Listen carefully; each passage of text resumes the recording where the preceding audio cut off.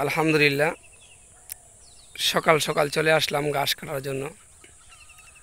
আর সবচেয়ে মজার বিষয় হলো প্রত্যেকটা জায়গা জায়গা ঘাস ক্ষেত করা আছে, কারণ সবাই এখন শৌখিন হয়ে গেছে যে একটা পালক দুইটা পালক ঘাস করবে। আর গরু পালতে হলে ঘাস করতেই হবে, ঠিক আছে? গরু পালতে হলে ঘাস আপনাদের করতেই হবে। আপনারা আধা বিঘা জায়গা হলো, মানে আমাদের আন্দা কানি বলে, আধা কানি জায়গা যদি আপনারা করেন, মানে আধা কানি হয়েছে আপনার 15 শতক।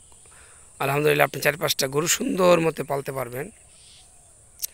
তো যারা আমার এই ভিডিওটা দেখতেছেন ইউটিউব থেকে, তাদেরকে বলতেছি, আপনারা মনোযোগ দিয়া গরু পালেন, কয়েকটা ছাগল পালেন, পাশাপাশি যদি বাড়িতে অবসর থাকেন কিছু মুরগি পালবেন, দেখবেন আপনি অনেক কিছু করতে পারবেন।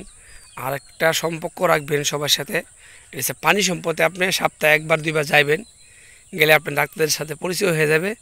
আপনারা কোন গরুর কোন ভ্যাকসিন, মুরগির কী ভ্যাকসিন, কোন সময় কোন ওষুধ খাওয়ানো, এই নিয়মটি জানবেন এবং কিছু প্রাকৃতিক চিকিৎসা করবেন। ইনশাআল্লাহ আপনি আস্তে আস্তে আগাইতে পারবেন।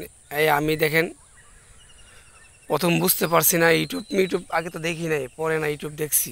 প্রথম নিজের থেকে অভিজ্ঞতা বাড়ছে, মুরগি পাল মইরা পাল যখন মাইরা ছাড়ছি তখন ইউটিউবে গাড়ছি। তো এই জন্য আপনারা নিজেদের নিজে উদ্যোগ নেন। এই দেখেন রশি নিয়ে আসছি ঘাস কাটার জন্য, কাশি আছে। আর হ্যাঁ, হাত মোজা লাগাই লবেন, কেননা কোন সময় কাশির ফুস কোন দিকে পড়ে ঠিক নাই। হাত মোজা লাগাইলে ফুস পড়ে না, আগে ডেইলি 2-1টা ফুস পড়তো, এখন পড়ে না। তো ইনশাল্লাহ যারা আপনারা গরু ছাগল পালবেন, ঘাস করবেন প্রচুর পরিমাণ, একটু মনোযোগ দিয়ে সব কিছু করবেন, ইনশাল্লাহ আপনি আগাইতে পারবেন। আর গরু পালতে হলে, ছাগল পালতে হলে ঘাস ছাড়া উপায় নাই।